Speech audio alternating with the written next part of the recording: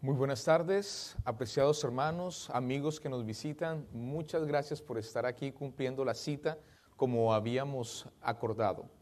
En esta tarde iniciamos el ciclo ya, hemos cerrado en la mañana el ciclo del Santuario, el Mapa de la Salvación, e iniciamos el segundo ciclo que es de conferencias, que es el Último Imperio. ¿De qué se trata el Último Imperio? Bueno, se trata de conocer la omnisciencia de Dios. Es decir, una de las cualidades que Dios tiene a nivel de la divinidad es que todo lo sabe y Dios puede anticiparse a los eventos que acontecen entre los seres humanos y sobre todo entre los gobiernos del mundo. Precisamente la temática del último imperio presenta cómo Satanás ha estado levantando una serie de imperios y de reinos o gobiernos para perseguir al pueblo de Dios. Pero Dios tiene todo bajo control y Él es el que decide todas las cosas. Y si controla, obviamente, reinos enteros, ¿crees tú que puedes controlar tu vida? Así que la idea de lo que hoy vamos a estudiar a partir de hoy es que podamos poner nuestra confianza en Dios sabiendo que Él todo lo tiene bajo control. Vamos entonces a inclinar nuestro rostro para orar y iniciar con todo lo que es la temática del último imperio. Oremos. Amantísimo Padre que te hallas en las alturas de los cielos, te damos muchas gracias porque nuevamente estás con nosotros, porque tu Espíritu, Señor, nos ha acompañado y nos ha capacitado para poder recepcionar, Señor, tu palabra en nuestra mente y en nuestro corazón. Queremos, oh Padre, que aún pueda tu Espíritu capacitarnos para poder comprender todo aquello que quieres revelarnos. Pero sobre todo, Señor, queremos que también enternezcas nuestra mente, nuestro corazón, para que podamos también tomar decisiones conforme a tu voluntad. Pedimos pues muy especialmente por aquellos que en este momento están necesitando, Señor, de tu mano sanadora, como es el caso de la hermana Elcita. Que tú, Señor, bendigas a esta chica, al igual que le des fortaleza a su esposo y a sus niños para poder confiar en ti respecto a la sanación que ellos necesitan. También, Señor, te pedimos por aquellos que dentro de tu pueblo, no sabemos sus nombres, pero tú conoces cada caso, que también están en este momento padeciendo enfermedad. Que tú, Señor, reprendas esa enfermedad y puedas, oh Padre amado, glorificarte en cada corazón. Y que cada corazón agradecido y henchido de gratitud hacia ti, Señor, pueda volver de sus pecados, como le dijiste al paralítico al decirle, tus pecados te son perdonados y vete y no peques más, Señor. Eso es lo que necesitamos, Señor, el perdón sobre todo de nuestro espíritu, de nuestros pecados y sobre todo la restauración de nuestro espíritu y también de nuestro cuerpo. Es lo que pedimos en el nombre de Jesús. Amén. Amén. Muy bien. Vamos entonces a introducirnos en la historia que nos acomete en este momento. El último imperio, como les decía, es la historia de cómo Dios ha mostrado todo lo que va a acontecer con su pueblo. Es decir, Dios, como les decía, está al control de toda la historia de su pueblo. Y aún en el tiempo de la iglesia cristiana, el Señor ha mostrado lo que va a acontecer. Así que nosotros vamos a ver todas estas cosas que acontecieron a ¿quién? Al pueblo de Dios en el pasado y que van a acontecer al pueblo de Dios en el futuro, pero que también están aconteciendo en este presente inmediato. Ahora, ¿de qué manera lo vamos a hacer? Vamos a narrar algunas cosas que presenta los capítulos del libro de Daniel junto con el libro de Apocalipsis. Vamos a utilizar varias herramientas de tal manera que podamos comprender cada uno de los aciertos que se presentan en estos libros. Para iniciar, queremos contextualizar brevemente, con una reseña histórica, lo que es el contexto inmediato del libro de Daniel.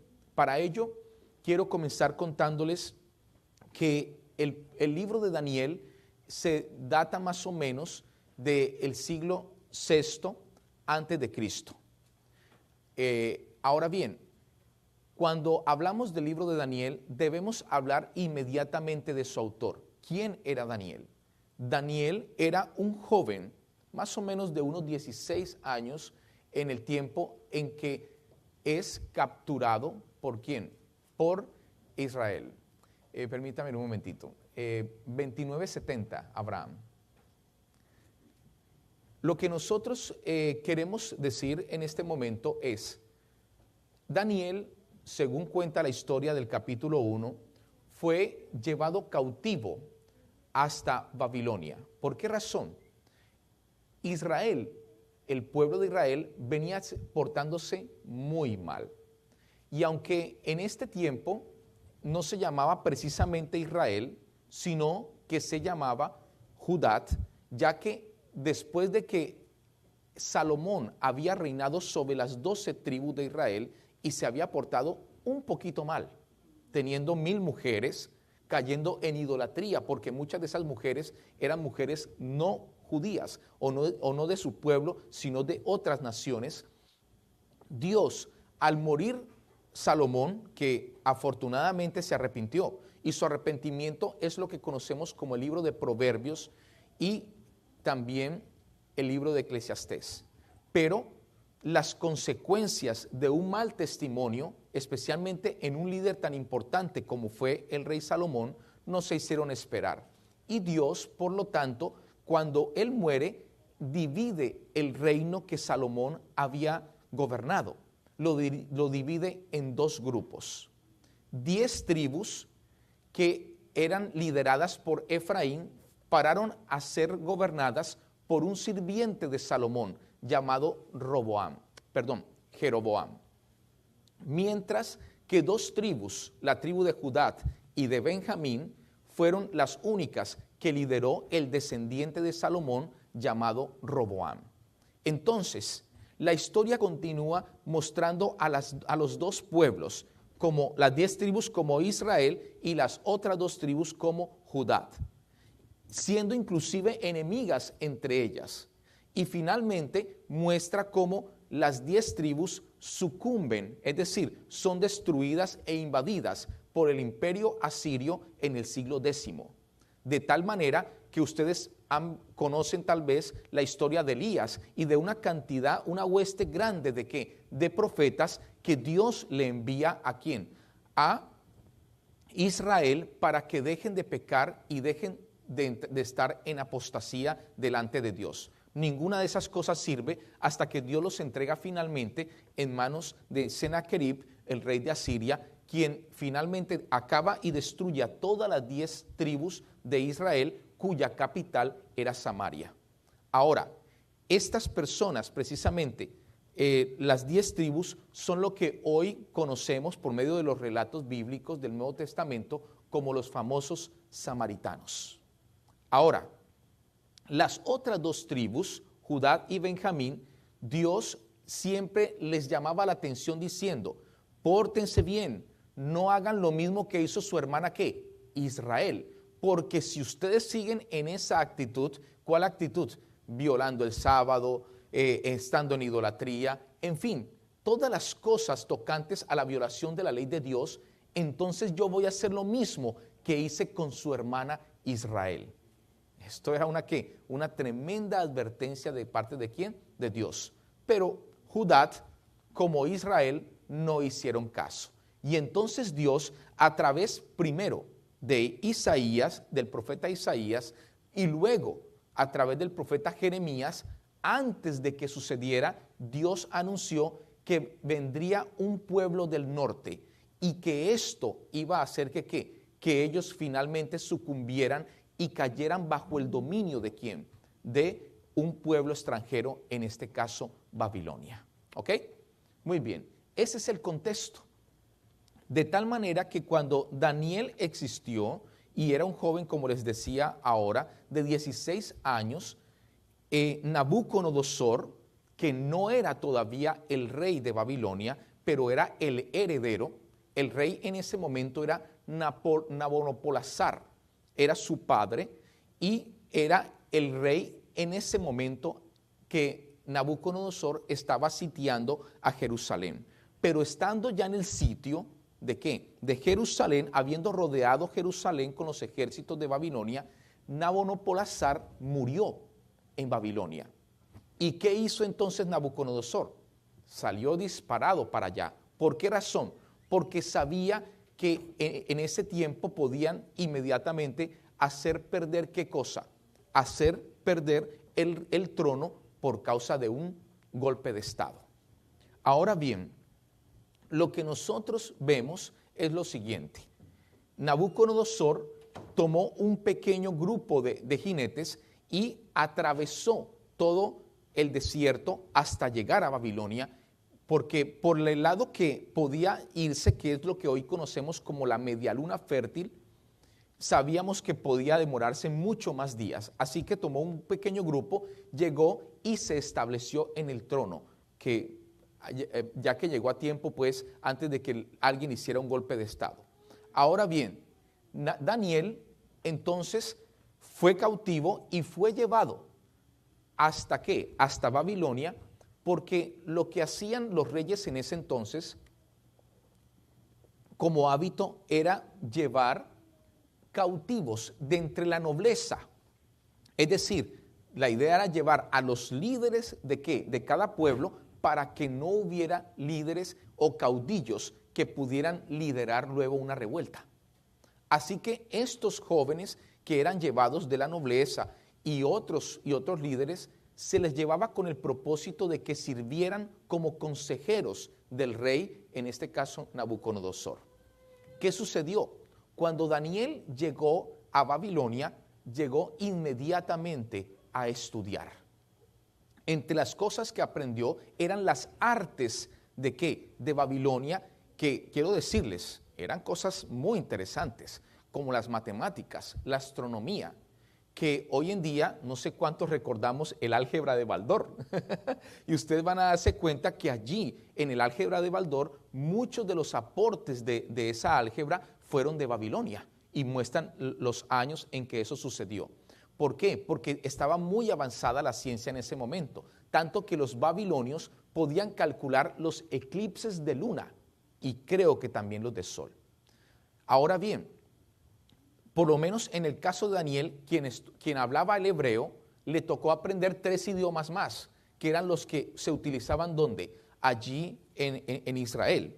Por ejemplo, le tocó aprender el acadio, que era el idioma nacional, pero también el sumerio, que era el idioma religioso, y aparte el pueblo, el vulgo, hablaba el arameo. Entonces le tocó de entrada aprender 3 idiomas, ¿ok? Por lo tanto, tenemos que Daniel era un políglota. Ahora, también sabemos nosotros que Daniel no fue solo, sino que fue con 3 amigos jóvenes como él, sus compañeros, y que hicieron parte de ¿qué? También de la comitiva de aquellos que iban a ¿qué? A estar bajo la tutela del rey como consejeros. Ahora bien, lo que también nosotros sabemos es precisamente, y es la introducción a lo que vamos a decir, que Daniel finalmente terminó su curso como ¿qué? Como consejero o sabio o caldeo o sátrapa. ¿De quién? De el rey de Babilonia. Y aquí comienza la historia de lo que vamos a decir. Pero antes de continuar con nuestra historia, voy a hacer un pequeño paréntesis para explicar algunos principios de interpretación que nosotros necesitamos utilizar para poder comprender el estudio de la profecía. El primer principio que debemos conocer para entender la profecía es que la escritura, es decir, la Biblia, es una palabra que viene de una raíz griega llamada biblión. Biblión es la raíz griega de la cual viene nuestra palabra castiza, es decir, en el castellano, en el español, biblioteca. De hecho, la palabra Biblia significa conjunto de libros. Como conjunto de libros, la Biblia está clasificada en 3 géneros. Esos géneros son libros históricos, libros poéticos y libros proféticos. De igual manera, la Biblia, precisamente por causa de estos tres géneros de libros, se presenta en tres formas de lenguajes. Hay tres formas de lenguajes en la Biblia. Esos lenguajes son lenguaje literal, lenguaje figurado y lenguaje simbólico. Ahora bien, ¿qué quiere decir un lenguaje literal? Un lenguaje literal es aquel que, como se escribió, así debo tomarlo. Por ejemplo, las noticias utilizan un lenguaje literal, break news. ¿Y qué pasa con eso? Que como sucedió, que se cayó y se partió un diente, así fue. ¿Ok? Ahora bien, el lenguaje figurado es un lenguaje comparativo. Se compara una figura con una realidad. ¿De acuerdo a qué cosa? De acuerdo a características comunes. Por ejemplo, nosotros decimos de nuestras esposas, John Jairo, decimos que son como las flores, y más si son caleñas. Ahora bien, ¿pero las mujeres son flores? ¿Tienen pétalos? No, pero tienen características similares. Son hermosas como las flores. Huelen bien como las flores. ¿Se dan cuenta? Y otras más características importantes de qué, de las flores y las mujeres. Entonces, cuando decimos que las mujeres son como las flores, estamos utilizando conectores de comparación, como, semejante, en fin. Y de tal manera que nosotros podemos identificar características ¿qué? Similares o comunes.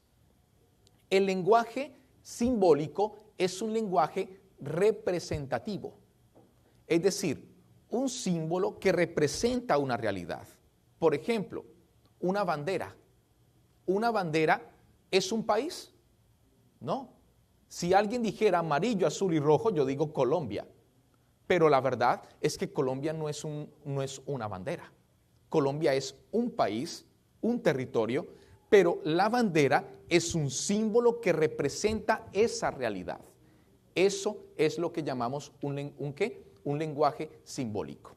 Ahora bien, vamos a presentar una tabla de porcentajes no estándar, es decir, es solamente algo aproximado para poder darnos a entender respecto a la forma como la Biblia presenta estos lenguajes en cada libro. Lo que hace difícil entender la Biblia a veces, sobre todo en la parte profética, es el hecho de que cada libro, ya sea de género histórico o poético o profético, tiene los tres tipos de lenguaje. Entonces, la habilidad para saber cuándo es simbólico, cuándo es literal, cuándo es figurado, es lo que debemos nosotros aprender. ¿De qué manera se hace eso? Bueno, sencillo. Cuando estamos en un libro que es de género histórico, sabemos que el 70% no es estándar, es solamente un número. Es decir, la mayoría del lenguaje es literal. ¿Ok? Pero tiene un 15% de figura y un 15% de ¿qué? De símbolo. En un libro, por ejemplo, libros históricos, Génesis, Éxodo, Deuteronomio, los 5 primeros libros son totalmente históricos. También Primera de Reyes, Primera de Samuel, en fin. Pero cuando estamos frente a un libro poético, como Salmos, Proverbios, Eclesiastés, Job, en fin, ya tenemos ahora un porcentaje del 70% de figura y un 15% de literalidad y un 15% de símbolos. Por ejemplo, en los libros poéticos dentro de la Biblia son escritos en prosa hebrea y la prosa hebrea tiene 4 paralelismos y un quiasmo. Cuando tú conoces sobre los paralelismos, sobre el quiasmo, sacas mucho más provecho a los libros poéticos.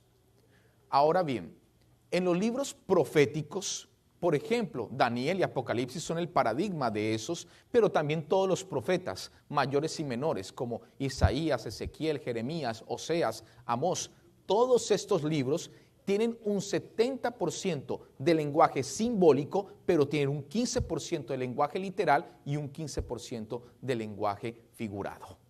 De tal manera que cuando vamos a leer un libro, lo primero que debemos identificar es quién lo escribió y segundo, a qué género pertenece. ¿Están conmigo hasta aquí? ¿Me hago entender hasta aquí? Muy bien. Si esto es claro, entonces vamos a mirar un principio más que necesitamos comprender. Ese principio se encuentra en 2 de Pedro, capítulo 1 y el versículo 19 y 20. 2 de Pedro, capítulo 1, versículo 19 y 20. Dice de la siguiente manera: tenemos también la palabra profética más segura, a la cual hacéis bien en estar atentos como a una antorcha que alumbra en lugar oscuro, hasta que el día esclarezca y el lucero de la mañana salga en vuestros corazones. Verso 20. Entendiendo primero esto, que ninguna profecía de la Escritura es de interpretación privada. Es decir, si la Biblia no es de interpretación privada, quiere decir que la Biblia debe ser su propio intérprete. Y es lo que vamos a ver durante toda esta semana, como lo vimos la semana pasada. La Biblia debe ser el propio intérprete de tal manera que sea ella misma lo que nos diga qué significa cada símbolo y cada figura. ¿Okay? Ahora, otro principio importante que debemos también aprender es el principio y que vamos a utilizar muchísimo durante esta conferencia, es el principio de interpretación gramatical del paralelismo. ¿Qué es un paralelismo? Es la comparación de un capítulo frente al otro de acuerdo a sus características comunes o características semejantes. Eso es lo que vamos a utilizar muchísimo en esta conferencia. Los paralelos que nos ayudan tanto a identificar cuál es el orden de ideas que la Biblia presenta. De acuerdo a eso, voy a cerrar el paréntesis y a medida que vayamos necesitando más herramientas o principios de interpretación, los vamos a ir nombrando. ¿Les parece? Muy bien. Cerremos el paréntesis y continuemos nuevamente con nuestra historia. Decíamos que Daniel había sido llevado cautivo en el año 605 a.C. Y siendo llevado cautivo y estando en Babilonia, al lapso de 2 o 3 años, finalmente se graduó como sabio y consejero del rey en Babilonia. Pero eso está en el capítulo 1. En el capítulo 2, en cambio, se presenta algo muy interesante. Y es que Nabucodonosor tuvo un sueño, el rey tuvo un sueño. Pero parece que el sueño fue repetitivo. Es decir, no lo soñó una vez, sino que se presentó de manera reiterativa y él entonces quedó muy impactado. ¿Por qué? No solamente por el sueño como tal, sino porque se había repetido. Así que al despertarse, él inmediatamente trata de recordar lo que soñó, pero como en sus propias palabras dijo, el sueño se le fue. Así que, ¿qué hizo? Llamó a todos sus consejeros, a los sátrapas, a los caldeos. Caldeos es un sinónimo de sabios en hebreo. Y a todos aquellos que estaban para aconsejarle, inclusive los astrólogos, que en el contexto del siglo VI antes de Cristo, estamos hablando que los astrólogos no es como hoy en día, que son pura adivinación. No, aquí combinaban las matemáticas, la astronomía y cosas interesantes con las cosas de adivinación. O sea, sí había algo de ello, pero era más consistente como sabios y como matemáticos que como adivinos. Así que cuando llegan los sabios, el rey les dice, bueno, tengo un problema que quiero que ustedes me ayuden a resolver. El problema es que tuve un sueño, pero no recuerdo lo que soñé. Así que vosotros, por favor, decidme lo que soñé. ¿Qué les parece? La exigencia. Y fuera de eso, denme la interpretación de qué, del sueño. Pues obviamente todos los sabios quedaron en una sola pieza diciendo, pero esto está muy difícil. Ok, y la conclusión de lo que ellos piensan lo dicen en el versículo 10 del capítulo 2 de Daniel. Daniel capítulo 2, verso 10. Los caldeos respondieron delante del rey y dijeron, no hay hombre sobre la tierra, Daniel 2:10, que pueda declarar el asunto al rey. Además de esto, ningún rey, príncipe ni señor preguntó qué cosa semejante a ningún mago, ni astrólogo, ni caldeo. Es decir, lo que tú estás preguntando es completamente inédito. O sea, nadie ha hecho eso antes, ni creo que se pueda hacer. Dice tal vez el líder de los sabios. En el versículo 11 continúa diciendo, porque el asunto que el rey demanda es ¿qué cosa? Difícil. Yo pondría imposible. ¿Ah? Y no hay quien lo pueda declarar al rey, salvo quien, con la excepción de los dioses cuya morada no es con la carne. Nosotros en la semana del santuario vimos el contraste con esto, ¿verdad?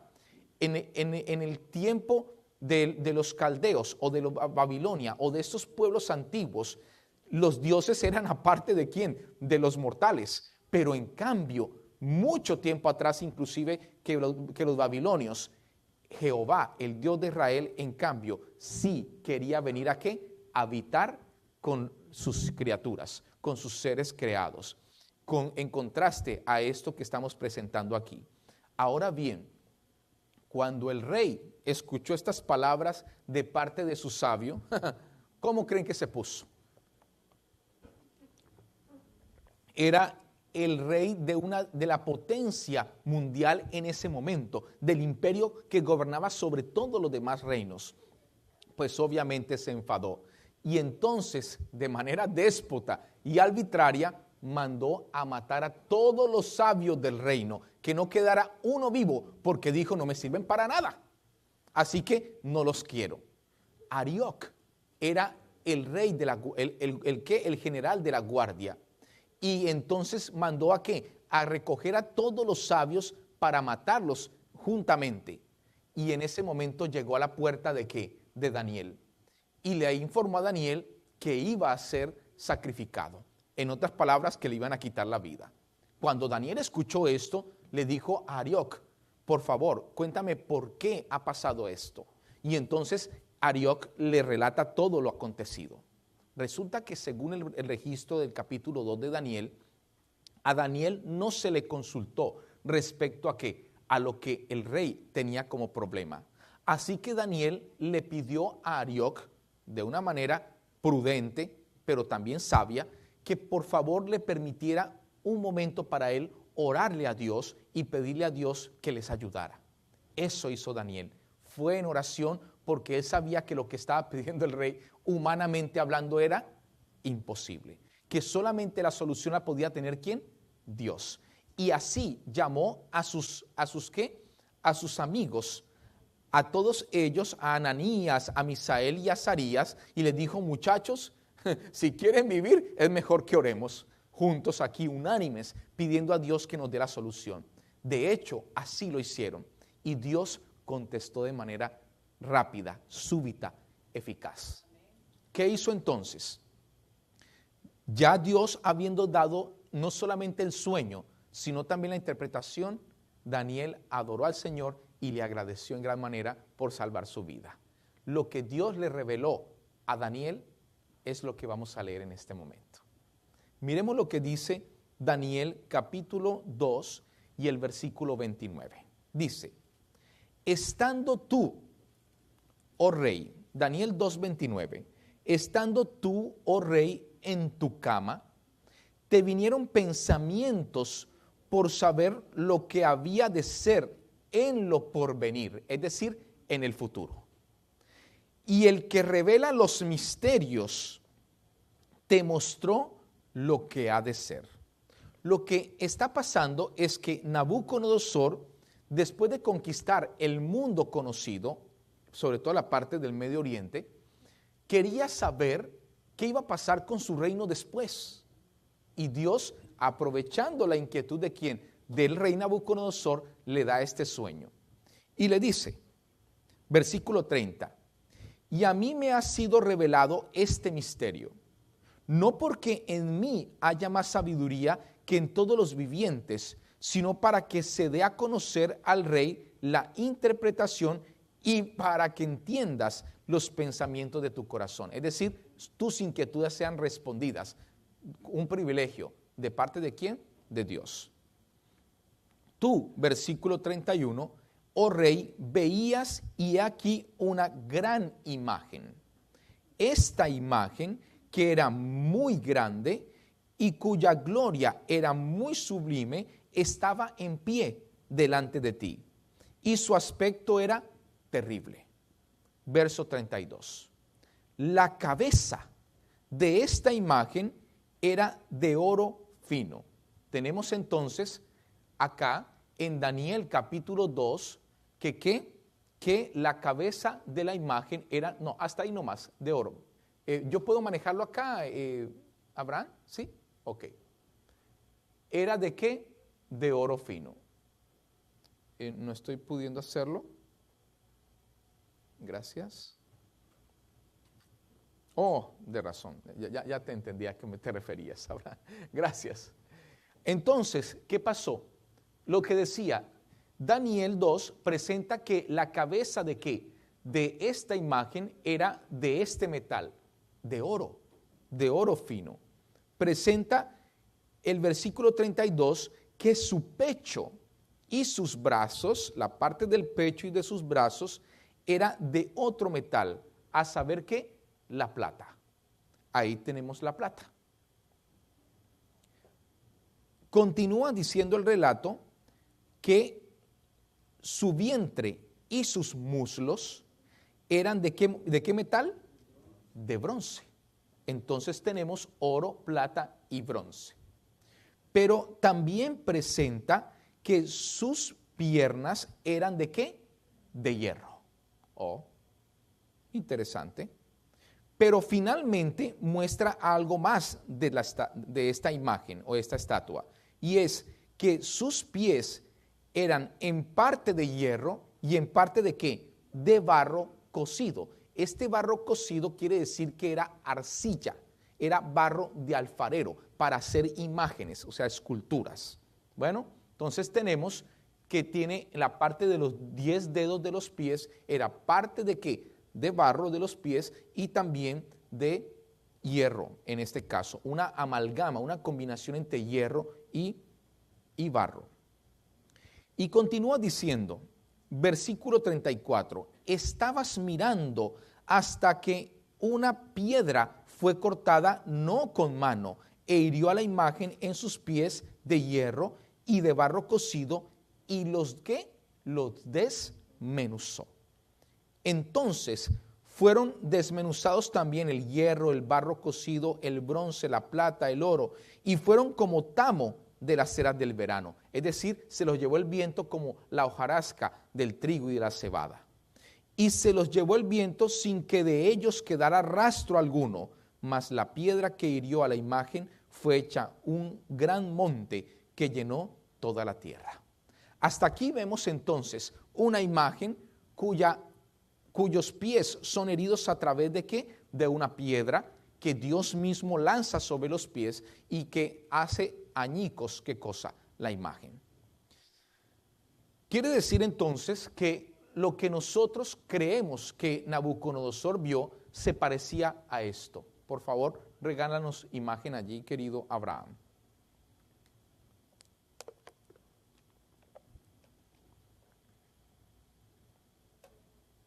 Esto es algo muy parecido a la imagen que debió haber visto Nabucodonosor.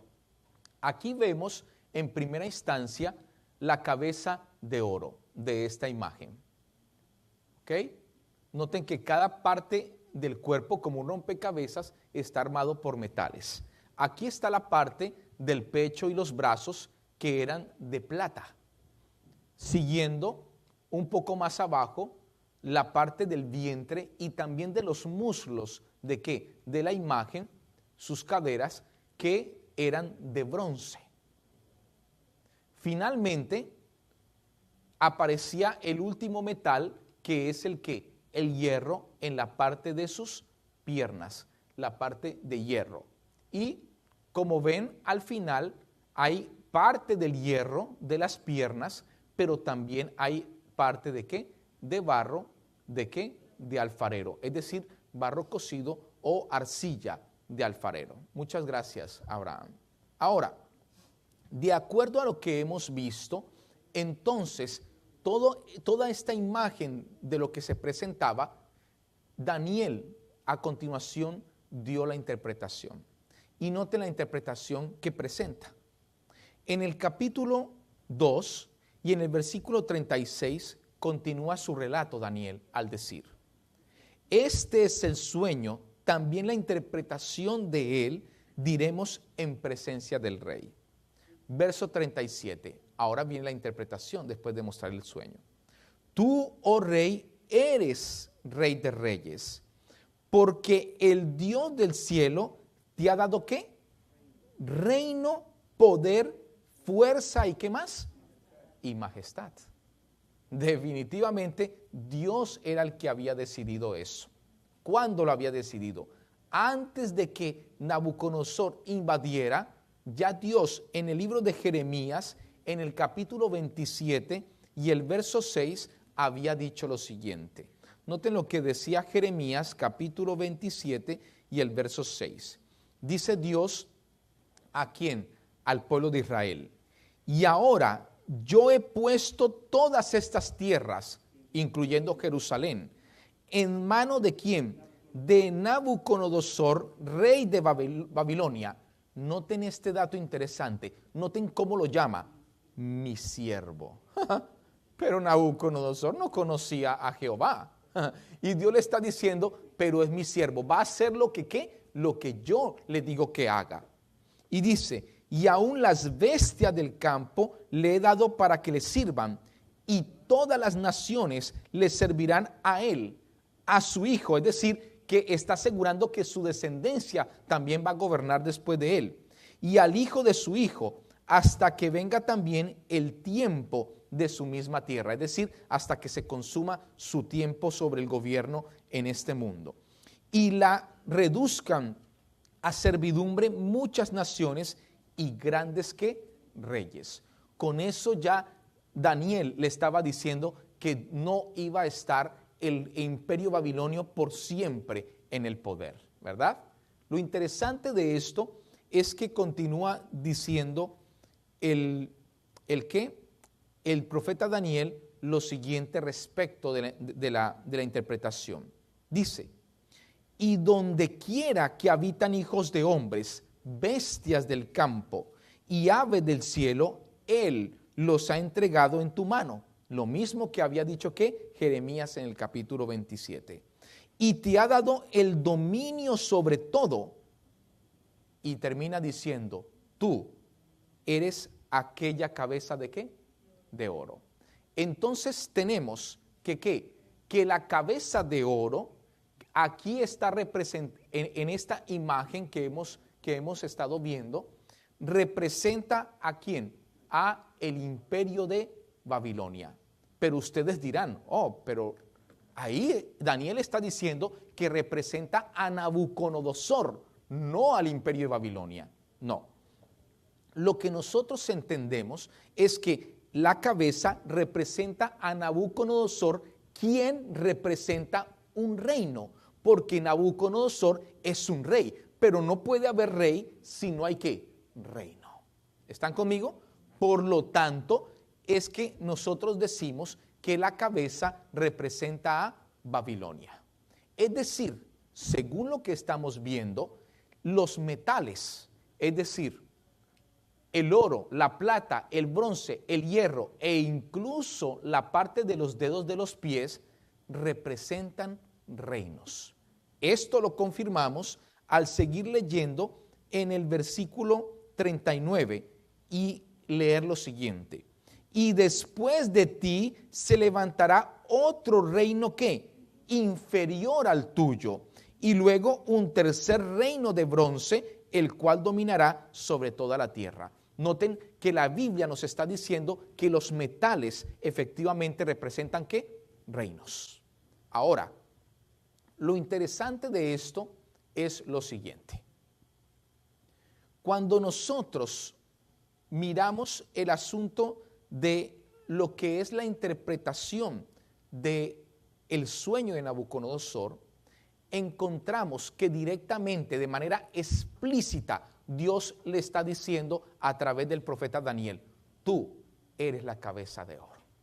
No hay qué, no hay vuelta de ojo. Es decir, es completamente seguro, tú eres, está representado tu reino a través del primer metal, es decir, de la cabeza de oro. Pero no siempre va a ser así. Es decir, los otros imperios no va a ser de manera explícita como los vamos a ver, sino que vamos a tener que utilizar mucho las escrituras para poder entender qué es lo que significa cada uno. Así que es el momento de ver un principio más de interpretación. Ese principio lo vamos a utilizar también mucho y lo hemos utilizado en la semana anterior que pudimos nosotros estudiar. Ese principio se encuentra en el libro de Isaías, capítulo 28, y vamos a leer el versículo 9. Dice así, Isaías 28, 9. ¿A quién se enseñará ciencia? ¿O a quién se hará entender qué? Doctrina. Isaías 28, 9. A los destetados, a los arrancados de los pechos, es decir, a los niños.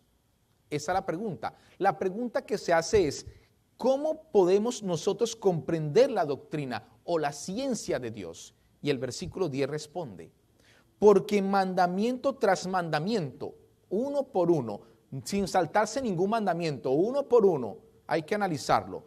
Mandato sobre mandato, renglón tras renglón, es decir, texto con su contexto, tanto inmediato como global.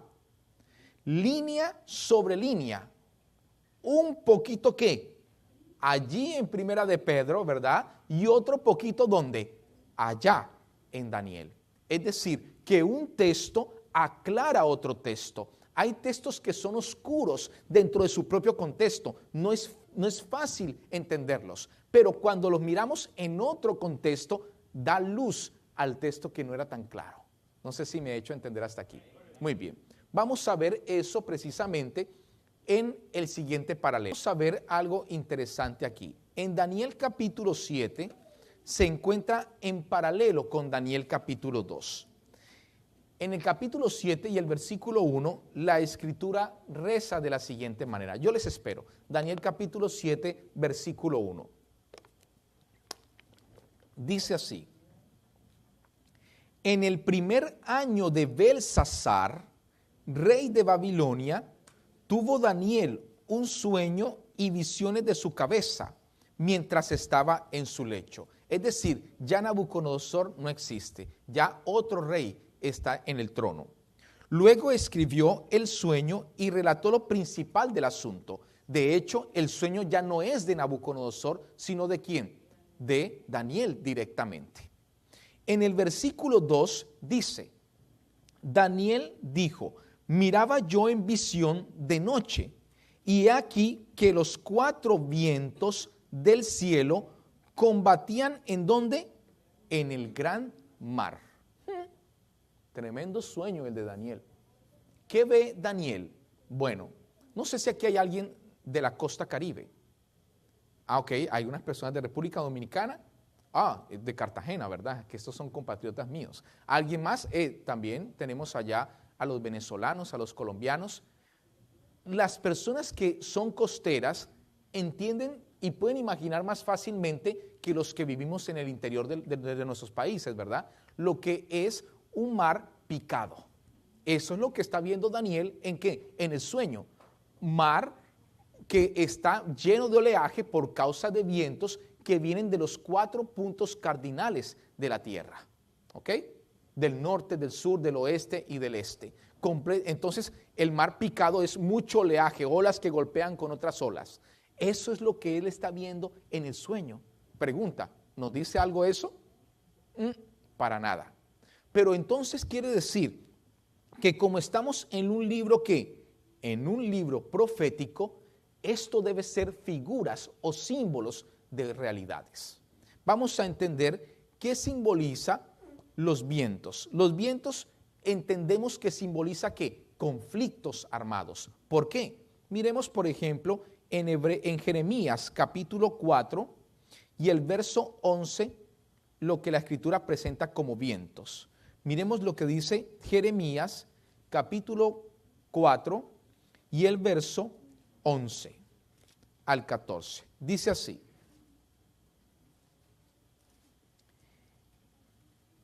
en aquel tiempo, Jeremías 4:11, se dirá a este pueblo y a Jerusalén: viento seco de las alturas del desierto vino a la hija de mi pueblo. No para aventar, ni para limpiar. ¿Qué es aventar? Aventar es cuando se ha recogido las cosechas de ¿qué? De cebada, de trigo. ¿Y qué se hace? Y se recoge esas cosechas y viene el viento y se lleva todo lo que ya es la hojarasca después de haber sacado el grano de cebada y de trigo. Eso significa aventar o limpiar. Llega el viento y limpia y avienta toda la hojarasca y se la lleva. Y deja solamente ¿qué? El trigo limpio. Y entonces dice el versículo 12: viento más vehemente que éste vendrá a mí. Y ahora yo pronunciaré juicios contra ellos.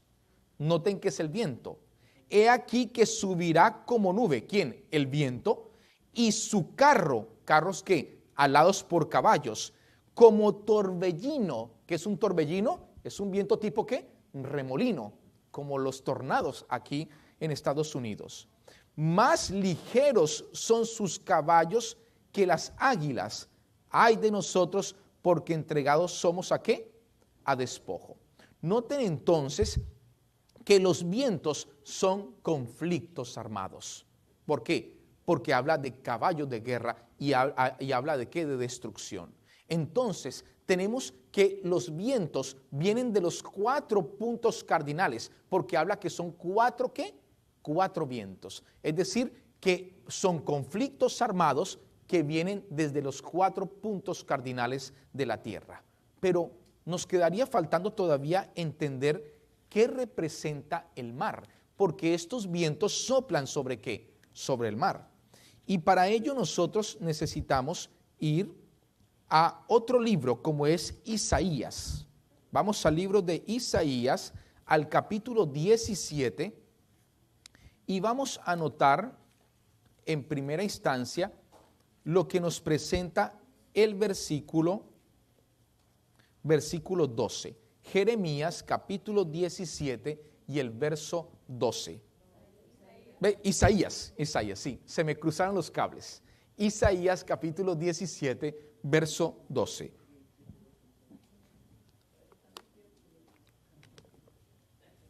Dice así, sí, veo que están muy despiertos, o sea que sí podemos seguir hasta las 10. Era una broma. Bueno, miremos lo que dice.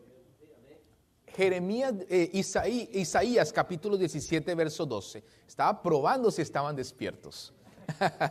Dice así: hay multitud de muchos pueblos que harán ¿qué?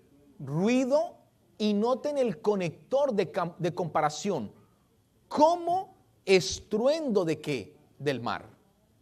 Y murmullo de naciones, el cuchicheo de naciones, que harán alboroto, otra vez el conector de comparación, como bramido de ¿qué? De muchas aguas. Quiere decir entonces que nosotros estamos viendo que Jeremías en su discurso compara ¿qué? El mar ¿con quién? Con naciones, con pueblos, porque está diciendo que las naciones y los pueblos son como el mar, que ustedes han escuchado, por ejemplo, los que no han estado en el mar, como los que vimos que son costeños, sino que dentro del interior, ¿hemos escuchado pasar un río? ¿Cómo sabemos que un río está pasando? Porque se escucha un ¿qué? Un murmullo, un como el cuchicheo que hace la gente cuando está en un auditorio y están hablando, ¿verdad? Se oye como un murmullo. Es decir, se compara el ruido que hace el agua, ya sea en el mar o en un río, ¿con quién? Con el murmullo que hace la gente, los pueblos, las muchedumbres y las naciones. Entonces, de acuerdo a esto, tenemos entonces que las aguas o el mar representa ¿qué? Naciones, muchedumbres y pueblos. Para confirmar lo que hemos dicho de manera explícita, veamos lo que dice Apocalipsis capítulo 17 y el versículo 15. Apocalipsis capítulo 17 y el verso 15. Dice de manera explícita que simbolizan las aguas o los mares. Dice, las aguas que has visto, donde la ramera se sienta, ¿son qué? Directamente, explícitamente, son pueblos, muchedumbres, naciones y ¿qué? Y lenguas. ¿Qué quiere decir esto?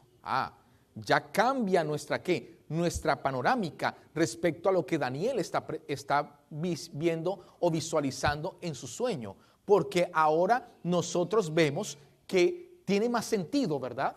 Ese mar picado está mostrando es a las naciones y a los pueblos del mundo en un espíritu beligerante, es decir, de guerra, de conflictos armados entre ellos, buscando quién va a surgir o a dominar a los demás. ¿Qué les parece hasta aquí?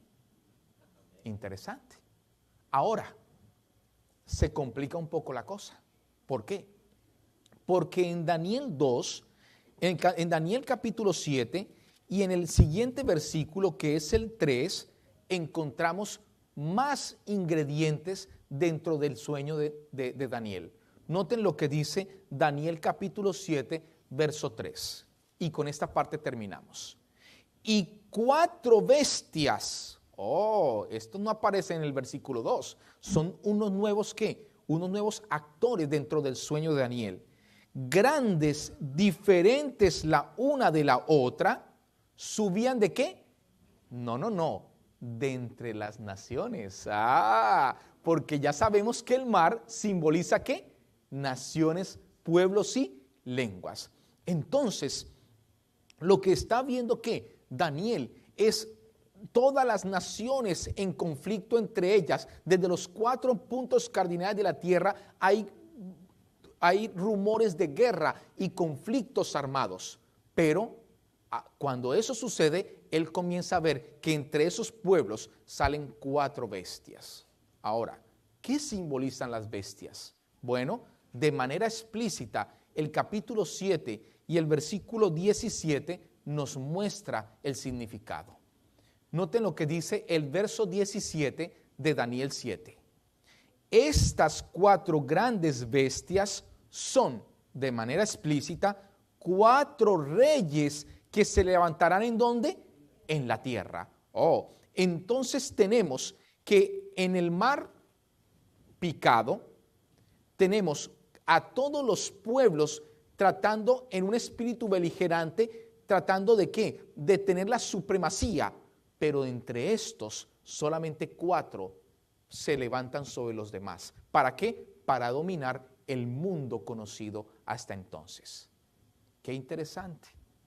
Tenemos entonces, gracias por ese amén, tenemos entonces que Daniel 2 y Daniel 7 son la misma cosa. ¿Por qué? Porque en Daniel 2 tenemos 4 metales que representan los metales, reinos. Y tenemos en Daniel 7 4 bestias que representan las bestias, reinos. No puede ser coincidencia, sino providencia. Quiere decir que están en completo paralelo y eso lo vamos a demostrar a partir de que de mañana en adelante.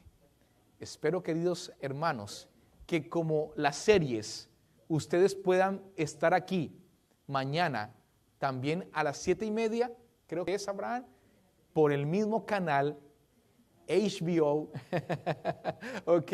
¿Para qué? Para continuar con la historia de el último imperio. Dios les bendiga. Amén. Los que nos están viendo a través del Facebook Live, gracias por haber cumplido la cita con el Señor. No con su siervo, sino con el Señor. Queremos que esta cita mañana y durante toda esta semana pueda mantenerse, que podamos apartar un poco de nuestro tiempo y podamos estar aquí nuevamente reunidos mañana y durante toda esta semana. Quiero decirles, no se van a arrepentir. Es impresionante lo que vamos a ver.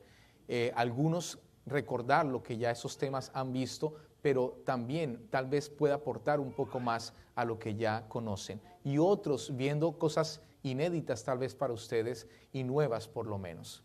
Queremos recordar, como siempre, a través de estos temas, que Dios está al control de todo lo que sucede en este mundo. Y que aunque veamos cosas terribles como terremotos, volcanes haciendo erupción, en fin, tornados, huracanes, queremos decir, el Señor protege a los que son de su pueblo, porque se han puesto bajo su amparo. De igual manera como protegió a quién, a Daniel y a sus amigos. ¿Cuántos quieren ser protegidos por el Señor? Vamos a ponernos en pie para orar y pedir su protección al Señor yendo a nuestras casas, a nuestros hogares. Oremos. Amantísimo Padre, te damos gracias nuevamente por toda la sabiduría que nos has dado al poder permitirnos comprender tu palabra. También te damos gracias porque has tenido a bien, Señor, acompañarnos durante todo tu santo día sábado y hemos podido gozar precisamente de esas bendiciones que tú nos das al permitirnos ser santificados en tu presencia. Pero, Señor, te queremos también dar gracias por anticipado, por lo que has hecho y harás, Señor, en la salud de la hermana Elsa allá en el hospital. Hemos pedido y creemos que tú nos has escuchado. Por eso te damos gracias desde ya y te decimos que confiamos enteramente nuestras vidas a ti, porque solamente en tus manos podemos estar a salvo. No importa si un volcán hace erupción o la tierra se tiembla o hay un huracán que haga destrozos en nuestra ciudad, Señor. Sabemos que podemos confiar en que tú y tus ángeles nos van a proteger de todo aquello que Satanás pueda crear para la destrucción de la humanidad. Amén. Te pedimos, Señor, de igual manera, por aquellos que aún no conocen de ti, que puedan también ellos conocer y confiar como nosotros lo hacemos, de tal manera que ellos también puedan ser parte de tu pueblo y puedan gozar de las mismas bendiciones que también tienen derecho como nosotros. Pedimos, Señor, que nos ayudes a invitar muchos amigos y muchas personas que no conocen de ti para que puedan entender que hay un Dios y un Padre amoroso en el cielo. Es lo que pedimos en el nombre de Jesús. Amén. Amén. Pueden sentarse. Permítanme salir antes para poder saludarles. Dios les bendiga.